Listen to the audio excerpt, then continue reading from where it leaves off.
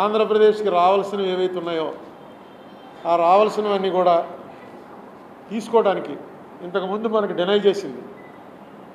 అన్నిట్లోకి చాలా దారుణంగా డినై చేసింది ఏంటంటే, విడిపోయిన వెంటనే చంద్రబాబు నాయుడు గారి ప్రభుత్వం సుమారు 30,000 కోట్ల రూపాయలు రెవెన్యూ డెఫిసిట్ మాకు వస్తుంది, అది ఇందులో కూడా పెట్టారు, యాక్ట్లో కూడా పెట్టారు అని చెప్పంటే దాన్ని 3,000కో 4,000కో కుదించేశారు. అది మొన్న జూన్ 2వ తారీఖున కరెక్ట్ ఫిగర్స్ కూడా ఇచ్చాను మీకు.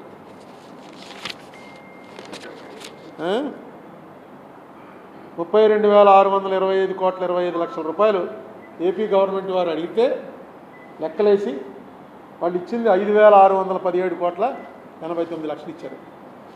ఇక అక్కడి నుంచి ప్రారంభమై ప్రతి దాంట్లోనూ కూడా పోలవరం మీరే అడిగితే ఇచ్చామని, పోలవరంలోనూ అలాగే 2014 రేట్లు ఇస్తామని, ఎందుకంటే పూర్తి మెజారిటీతో ఉన్నారు వాళ్ళు. ఈవేళ మీరేం చెప్తే అది జరుగుతుంది.